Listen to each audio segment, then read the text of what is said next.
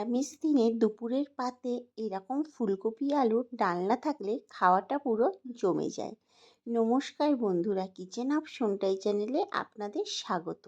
আজকের রেসিপি ফুলকপি আলুর নিরামিষ ডালনা। এখানে আমি একটা মাঝারি সাইজের ফুলকপি এবং দুটো আলুকে কেটে নিয়েছি। একটা বাটির মধ্যে জল গরম বসিয়ে দিয়েছি। জলটা হালকা ফুটে উঠলে ফুলকপি এবং আলুগুলো গরম জলের মধ্যে দিয়ে দিলাম এবং দিয়ে দিলাম পরিমাণ মতো লবণ। এখন একটু ফুটিয়ে নেব। 1 থেকে 1.5 মিনিট ভাপ দিয়ে নামিয়ে নেব জল ঝরিয়ে। কড়াইতে আমি তেল গরম বসিয়ে দিয়েছি। এখন ফুলকপিগুলোকে ভালো করে ভেজে নেব। একটু হালকা লালচে করে ভাজবো। ভাজার সময় এখানে হলুদ কিন্তু আমি ব্যবহার করিনি, কারণ হলুদ দিয়ে ভাজলে ফুলকপিগুলো পুড়ে যাবে। আর লবণ যেহেতু ভাপানোর সময় একটু দিয়ে দিয়েছিলাম, তাই লবণও আমি এখানে ব্যবহার করিনি। এরকম হালকা লাল করে ভেজে তুলে নিচ্ছি। ওই তেলের মধ্যেই আমি আলুগুলোকে দিয়ে দিলাম। আলুগুলো আমি হালকা লালচে করে ভেজে নেব। আলুগুলো ভাজার সময়ও কিন্তু আমি এখানে কোনো হলুদ ব্যবহার করিনি। এরকম হালকা লাল করে ভেজে তুলে নিচ্ছি। মশলাটা তৈরি করার জন্য এখানে 3 চামচ গোটা জিরে, 5টা কাঁচা লঙ্কা এবং 2 ইঞ্চি আদা নিয়েছি। এখন পেস্ট করে নেব। আমার এখানে পেস্ট করা হয়ে গেছে।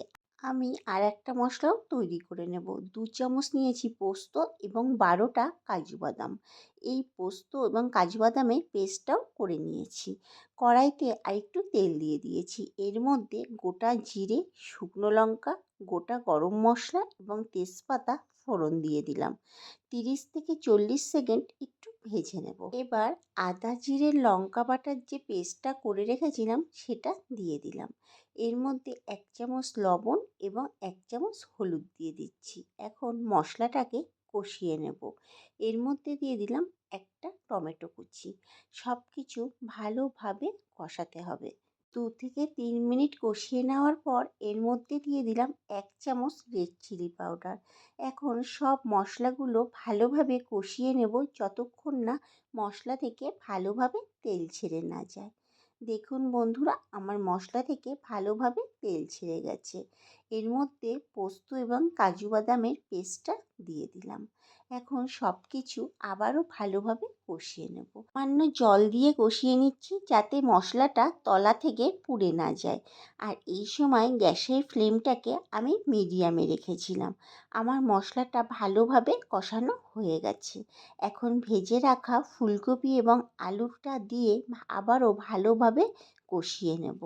7 থেকে 8 মিনিট ভালোভাবে কষিয়ে নেব যাতে মশলা থেকে আরও ভালোভাবে তেল ছেড়ে যায়। আমার মশলা থেকে দেখুন তেল ছেড়ে গেছে, তেলটা উপরে ভাসছে।